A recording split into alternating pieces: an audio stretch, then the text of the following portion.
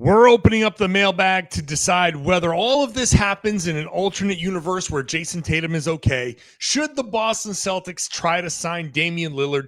And what's Jaylen Brown thinking about all of this? It's all right now on the Locked On Celtics podcast. Yup.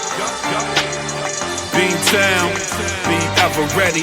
It's the C's. Who else could it be? What they gon' say now? Screaming like JT, Karalis. Recap the madness every game, every practice. Primetime Depp and D White on the sideline. Raining J's, how it started, raising banners, how we finished. Locked On Celtics pod, home of the winners.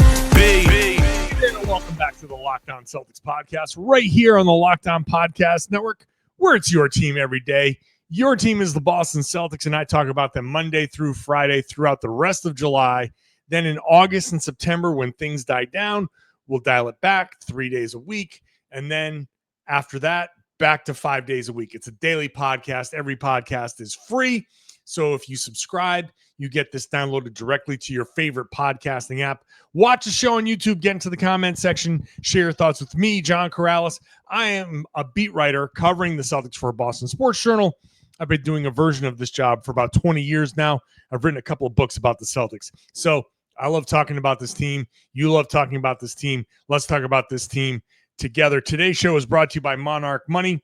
Take control of your finances with Monarch Money. Use the code LOCKEDONNBA at monarchmoney.com for 50% off your first year. I usually do Mailbag Mondays in the offseason, but because of free agency and the draft and all of that, the schedule's been a little thrown off. But today, this is the Thursday show, we're opening up the mailbag. So lots of stuff coming up later on. We'll talk about if the Celtics are becoming Indiana or trying to become Indiana 2.0. A question about Ben Simmons, how this collective bargaining agreement is impacting free agency. That's all coming up. Jaylen Brown's thoughts, what those might be. Should the Celtics sign Damian Lillard? All of these questions have come in to johnkaralis.com/mailbag. You can go there, johnkaralis.com/mailbag. Submit your questions. That's the only place I'm taking these questions for the mailbag episodes. It's just the easiest way for me to organize them.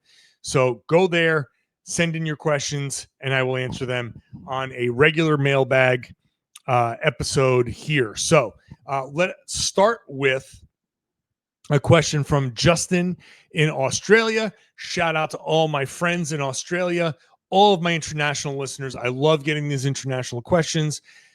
I love talking to everybody who has grown to love the Celtics in places outside of Boston, because it's just an incredible story to hear how people have become Celtics fans all over the world. It's a universal brand. So shout out to everybody. Justin wants to know, now that Brad has traded Drew and Kristaps, how would this team look right now if Jayson Tatum didn't tear his Achilles, considering the second apron and our massive luxury tax? Would we still have made similar moves if JT was healthy? I think that's an excellent question, and it's impossible to truly answer because we don't know what would have happened if Jayson were healthy. The Celtics, there's a world where the Celtics could have won a championship.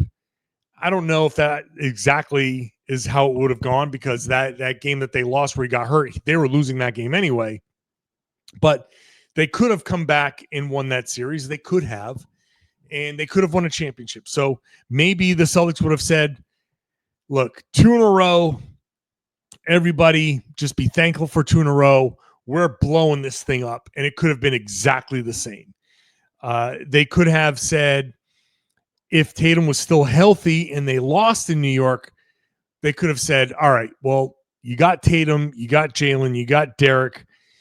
Probably we're going to still trade Drew Holiday. You could have gone a little bit more down that road that I have been talking about throughout this offseason anyway, that maybe they don't trade Kristaps Porzingis. Maybe they don't go as full bore down this road.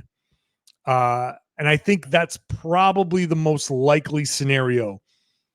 I think the trade that got rid of Porzingis might have been the trade that got rid of Holiday.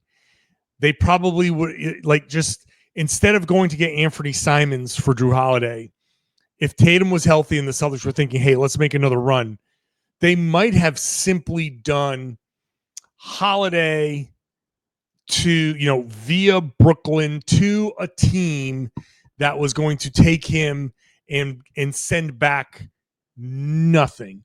Now, it might have still been to Portland, but it might not have returned Anthony Simons, and the Celtics might not have asked for Anthony Simons. And that could have been a scenario where Boston saves $20+ million, gets close to the second apron. Maybe that's where you make your move and say Sam Hauser could have gone. And the summer, if Tatum was healthy, could have been Holiday and Hauser. Those guys are gone. You get under the second apron, and you hope beyond hope that Baylor Shireman can step into that Sam Hauser role, and you deal with it. And it's not quite the contending team, but it's still a really good team. I think that's the more likely scenario. They would have had to get under the second apron somehow. Now that Tatum is hurt, it just feels like it's a little bit more of a push to how far can you take this? This is the Seinfeld episode where Kramer is in the car test driving it, and the gas light is on, and they grab that dealer's hand. Let's just see how far we can go with this. I think that's a little bit more where the Celtics are at right now. So because of the injury, the Celtics are going to take it another step or two further. But if he was healthy, I think they would have looked around and said, we can make a serious run. We could make a real run at a championship, or at least the finals out of the East. So I just don't think they would have gone quite as deep. David wants to know what the thoughts are on signing Damian Lillard this offseason on a 2-year contract of some sort and have him and Tatum rehab together. It's not an outrageous question. Tatum has reportedly reached out to Dame. Lillard is considering options where maybe he goes the year without a team, rehabs, and comes back after that. Or he could try rehabbing and rehabbing with a team, signing with a team, a 2-year deal. 1 year is obviously kind of a throwaway year where he's just rehabbing and not playing. You pay him a minimum because he's getting that money anyway. He's getting his money from the Bucks no matter what. I look, at this point, I just kind of don't rule much out. There are a couple, and there's something coming up later that I can talk about that, but I just don't see the need to rule anything out. Dame, at this point, was he 30? I'm going to look this up real quick. 36. He's at an age 34. So he'll be, and he turns 35 in July. So July 15th. So it's almost his birthday. So happy almost birthday, Dame Lillard. He'll be 36 when he returns. That's a lot to ask. But if he'll come to Boston on the minimum because he's getting all his money anyway, and Jayson Tatum, who's friends with him, can be like, hey, listen, just come to Boston. You're making all of your money through Milwaukee anyway. They're not, you'll get everything. So anything you get from Boston, you can't get any more money, right? You're going to get that's the maximum amount of money, I believe, that he can get, what he got from Milwaukee. So anything another team signs him for offsets what Milwaukee has to pay him. So just take the minimum, come to Boston, we'll rehab together. 2 Achilles tears, just hopping along and rehabbing together, and we'll see how it goes. You could do worse than a 36-year-old Damian Lillard out there as a shooter and a guy who understands the game. Obviously, he's a defensive liability, but wherever the Celtics are next year, if you have Dame Lillard on a minimum, if you can get him on the minimum, if the Celtics can convince him, if Jayson Tatum can convince him, then yeah, why not? That sounds fine to me. I really don't see what the downside is. So yeah, let's do it. What's Jaylen Brown thinking about all of this? That's going to be a question I answer when we come back.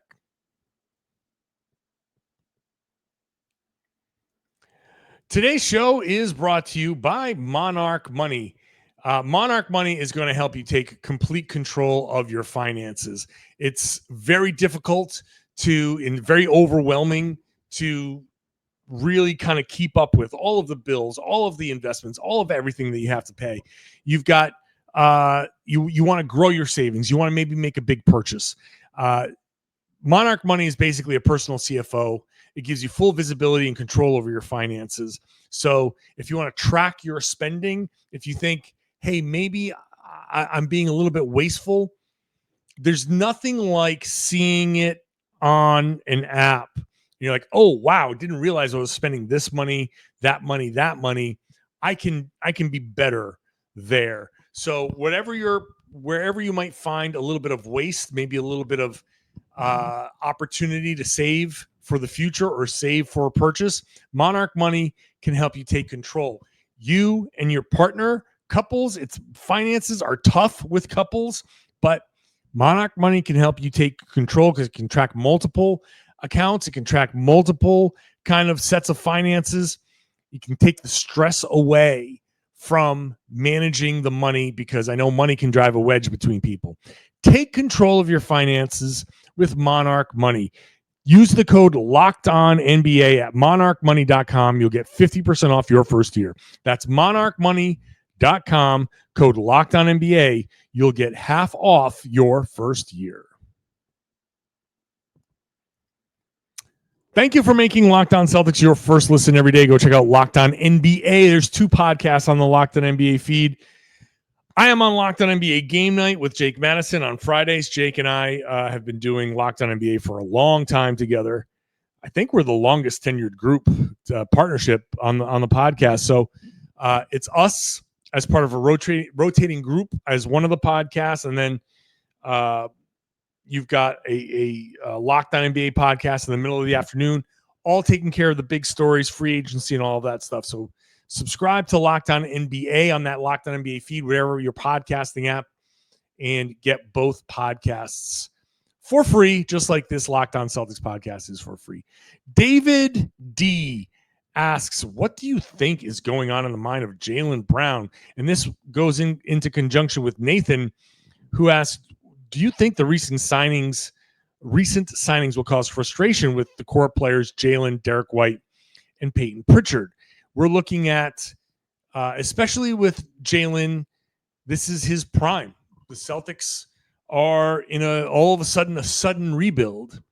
And Jaylen's like, wait a second, what do I do? What's going through his mind? What's going through Derek's mind? What's going through Peyton's mind? Well, I just feel like I don't think Peyton, let's start there, is much of an issue because what's going through his mind is just singularly, how do I get better? So I'm not even factoring him in. Derek, I see Derek as just a happy dude. Happy birthday, by the way, Derek White. I think, July 2nd. I'm recording this on July 2nd, so that's actually Derek White's birthday. So happy birthday to you. What's going through his mind? I don't think he is going too deep into things either. I think Derek's just like, hey, I make a lot of money. I get to play basketball. He's worried about like his family, his kids, play basketball. Like he's in a different space than Jaylen Brown. Derek has won his championship. Derek has won awards. He's now in his early 30s. I'm sure he wants to get another big contract if he can. So for him, this is just another opportunity to continue doing what he does, play well, play like Derek White. You're going to get another big contract, whether it's with Boston or somewhere else, and you're going to be fine. Derek White's going to be fine. There's no issue with him. Jaylen, what's going through Jaylen's mind? This is just a guess. I do not talk to Jaylen Brown, but honestly, I don't look at this from a negative way for Jaylen, because I think Jaylen is looking at this year as weirdly some sort of prove it year, because this is his chance to be the guy, the number one option for most, if not all, of a season where the expectations have suddenly gotten low. So knowing what I know about Jaylen Brown, knowing what I know about how he has reacted to things in the past, if I could climb into his head, what I think is happening, my best guess with Jaylen is that he sees this as oh, you don't think the Celtics are going to be good because we don't have XYZ? Well, we got me, and that should be enough. And so I think Jaylen, if I could distill it down to a sentence, I think he's taking this as a challenge. I think he sees this and it's like, hey, every trade, every move, every quote unquote lesser, like, okay, you've got Anthony Simons. Maybe you trade Simons for somebody else and you bring in less money. Jaylen just doesn't care. Like, okay, trade him, trade whomever you want. I'm still Jaylen Brown. I'm still the finals MVP. I'm still blah, blah, blah, all this stuff. People, and I know Jaylen pays some level of attention, or at least people in his sphere pay attention. People can say what they're going to say. They're going to do what they're going to do. Prognosticators are going to prognosticate. But he's going to say to himself, I am good enough to raise the game of lesser talent and get more out of a team than people expect. That's the best kind of guess that I can get if I get into Jaylen Brown's head, knowing that he loves a challenge, knowing that he loves when people say, you can't do this. This team isn't good enough. This team is a play-in team. Jaylen's looking around like, hey, who am I? Why all of a sudden is a team that I'm leading a play-in team just out of pocket? Really? So I don't know how this season's going to go. Obviously, it's not going to be as good as other seasons because, look, objectively speaking, no slight to anybody, you do not have Jayson Tatum. You do not have Drew Holiday. You do not have Kristaps Porzingis. 3 of your top 6 guys are gone, either gone from the team or gone from active play for all or most of the season in Jayson Tatum's case. Who knows how long he's gone. So invariably, I think you could look Jaylen in the eye and be like, well, you're not going to be as good. But he'll say, okay, fine, but we're not going to be that bad either because I'm me and I can make players better. So let's throw the ball out there. Let's jump it up and play 48 minutes and let's see how it goes. We'll do that 82 times and see where we land. So that's my best guess on where Jaylen's head is at. Let's see. Let's sneak in one more question here before we take a break. Theodore asks, I wonder if the CBA is having an effect on free agency. It seems like we're hearing that few teams have enough cap space to absorb big contracts. It also seems there are few teams who have the cap space to sign a free agent for big money. Are we seeing a shift in the way teams manage cap space and how free agency works? So a couple of things there. I think, Theodore, yes, we are seeing a shift. I think we're seeing a monumental shift across the board, across the league. One element that's missing here that would be obviously very indicative, give us a real picture, is that we don't have a big time free agent in the NBA this year. We're missing that big free agent pursuit. And I don't know that we're going to see a lot of NBA free agent pursuits, but the big one to watch is Luka Doncic. Will Luka extend this summer, or will he take his free agency into next summer? Some flux with the Lakers. I don't know how LeBron's thing is going to work. We'll see. What we don't have as we get into the teeth of the second apron era, we do not have teams lining up to pursue a free agent, a big-time free agent like a Luka Doncic. So I'm watching it very interestingly in how does Luka approach this? How does his team approach this? Do they just re-sign for the max, the super max, and say we'll deal with it moving forward? Do they take it into next summer and see if teams are willing to do sign and trade? I think there's one major element. I've talked about this before. I'll talk about it again when we come back. Why the game is changing when it comes to these big-time free agents. We'll get to that. We'll get into whether the Celtics are becoming Indiana 2.0. All of that stuff is coming up when I come back.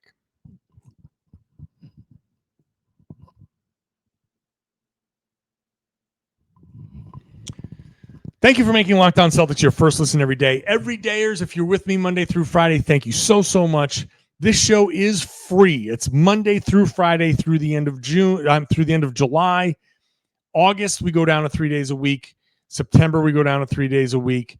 And then after that, October, November, 5 days a week through next July. Lots to talk about. It's all free. It's all available on whatever podcasting app that you want to use. So I don't think there's enough cap space that's going to ever go around again for these teams to pursue free agents. I think where this league is going with this second apron, with this new structure, teams aren't going to be able to line up for sign-in trades. It used to be that a guy like Luka could take his free agency into the summer and it wouldn't matter who had cap space. Because let's just say the Celtics, for example, they could be like, well, we have players that we can aggregate and we'll do a sign and trade. But now if you do a sign and trade, you're hard capped at the first apron. That's not even second apron, first apron. So the days of, we'll just pursue this. We don't even have to open up a slot, a $50, $60, $70 million slot, whatever it is. We don't have to do that because we'll just back channel our way through Luka's people, or who would, I'm saying Luka, but anybody, any big free agent, we're going to back channel our way to this free agent. We're going to make it so, this guy says the Celtics are at the top of his preferred list and he's not going to re-sign with any other team. And they'll Anthony Davis it.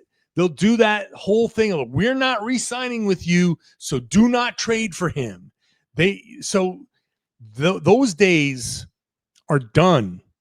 This collective bargaining agreement addresses so many things beyond just the spending. It is trying to eliminate all of the little tricks that teams played. So the Celtics, or I don't know, the Knicks, the Rockets, the whomever could be like, we're going to back channel our way. That guy's going to be our preferred target. He's going to tell his people that's the place I want to go. And the team that's trading him away is going to have to accept whatever trash contracts the Celtics are going to throw at him to get that player.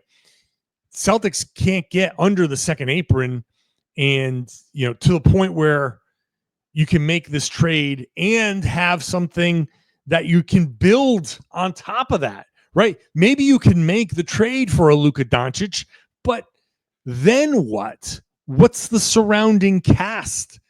So I think a lot of players are going to end up staying home. The impact that this CBA has on free agency is a lot of players are going to have to be happy with where they are until a team decides you're too expensive and we're going to have to figure out a way to move you.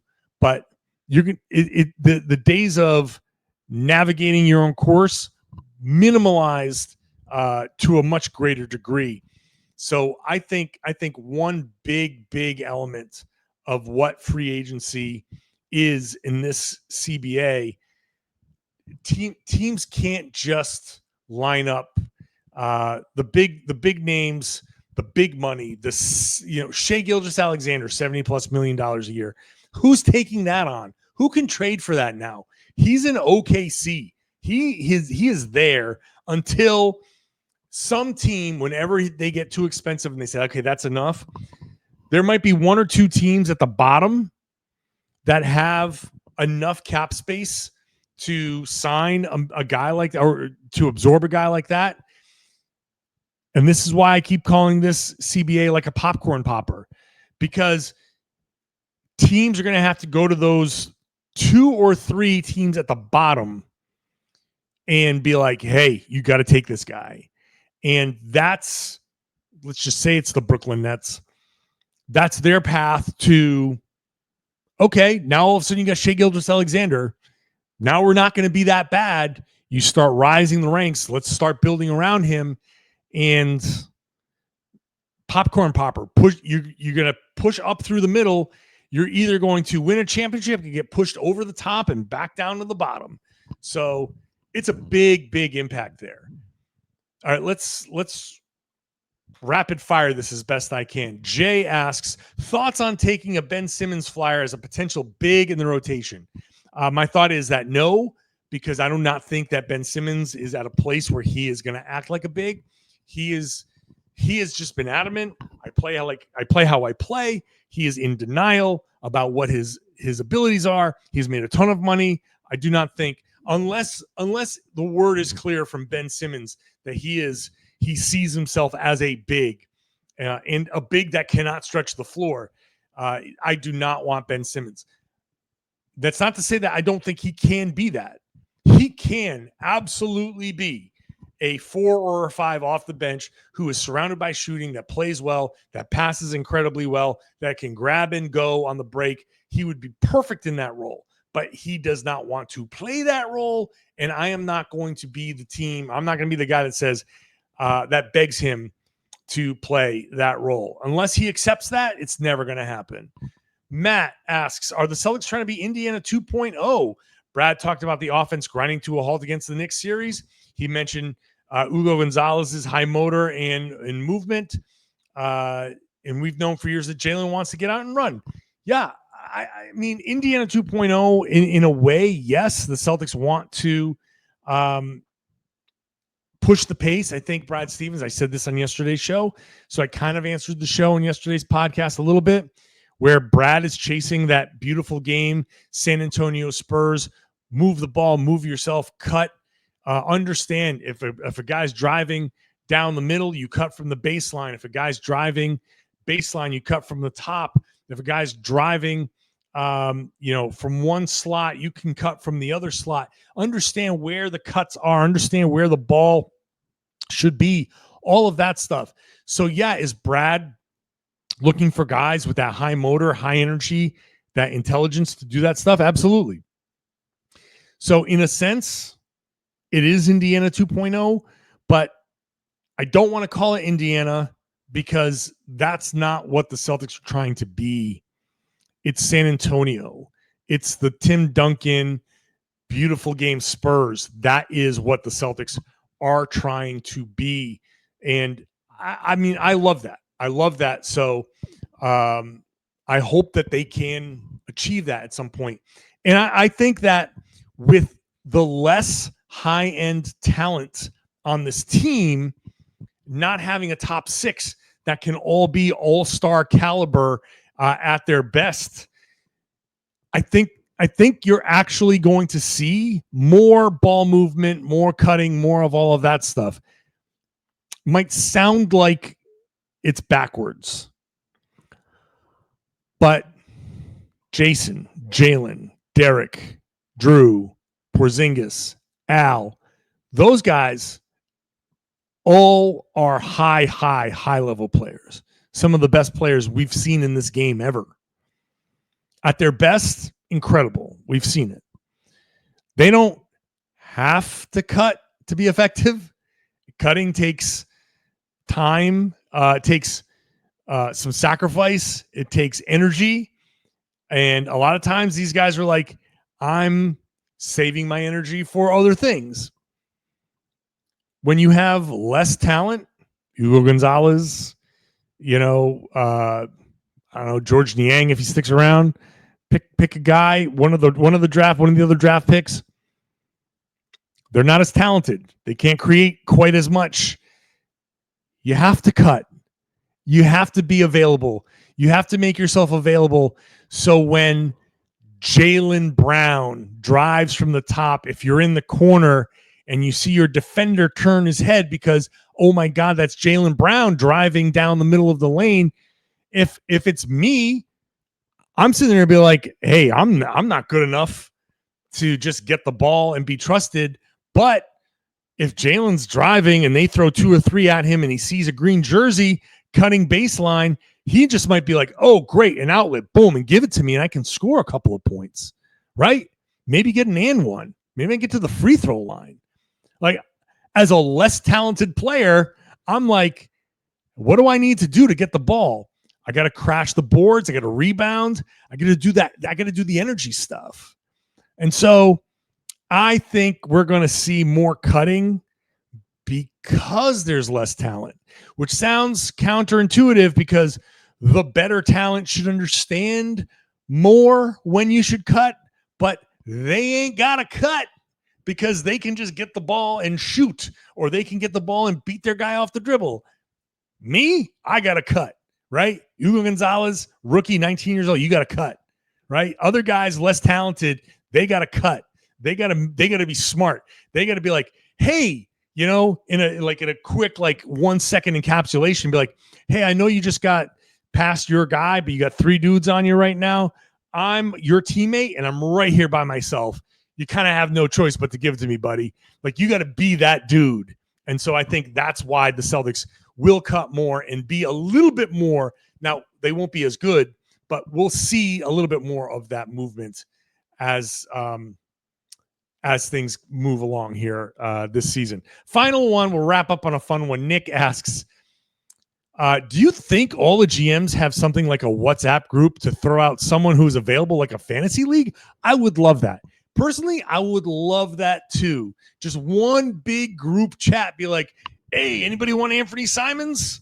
That's not how it works, but I would love that. Memes being shared, like just a picture of Anthony being like question mark, like, here you go.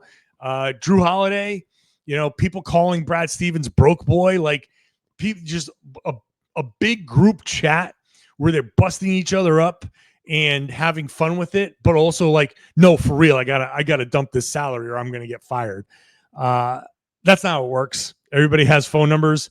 They're grown people. They're grown men who just text each other or call each other, probably on like a WhatsApp type of thing, because you don't want to have texts leak and all of that stuff.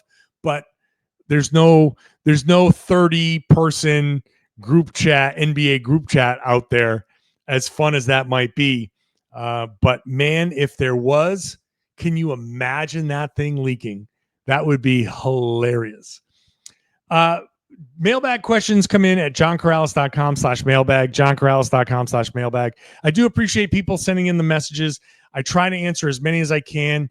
As the offseason moves on, maybe I'll do multiple mailbags just to get through a lot of these questions, because I do get a lot. I try to answer questions that are indicative of multiple questions that I get. And hopefully this is why I'm not just saying this so I can get more clicks, but if you are an everydayer, you should be listening, or if you're not an everydayer, you should be listening more often, because a lot of times I see these questions come in and I'm like, oh, I answered that yesterday.